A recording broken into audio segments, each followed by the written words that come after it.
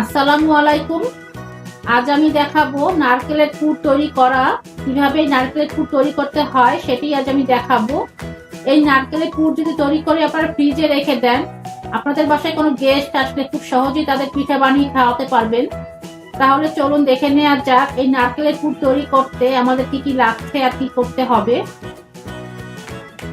আমি চুলায় একটি কড়াই বসিয়েছি, এর মধ্যে দিয়ে দিলাম 1 চা চামচ ঘি,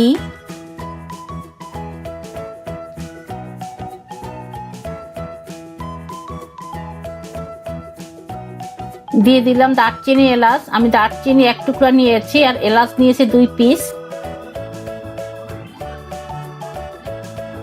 একটু ভেজে নিতে হবে।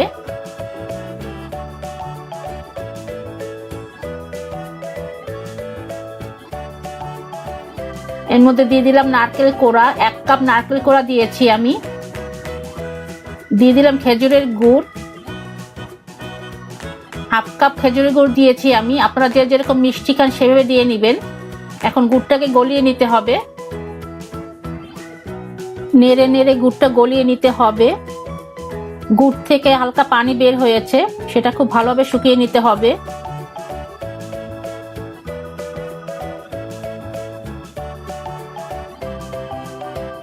আমি যে দারচিনি এলাচগুলো দিয়েছিলাম সেগুলো এরকম ভাবে তুলে নিতে হবে। যদি এই গরম অবস্থায় তুলতে না পারেন, ঠান্ডা হলে তুলে নেবেন।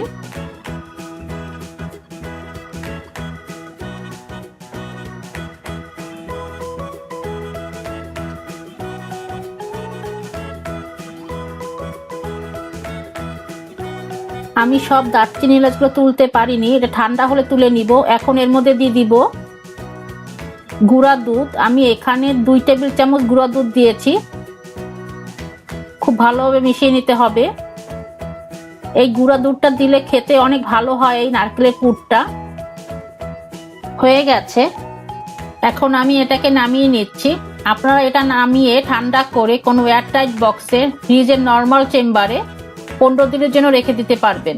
যখন কোনো গেস্ট আসবে বা আপনাদের খেতে ইচ্ছা করবে তখন আপনারা পিঠা বানিয়ে খেয়ে নিতে পারবেন। সবাই ভালো থাকবেন আর আমার জন্য দোয়া করবেন। আল্লাহ হাফেজ।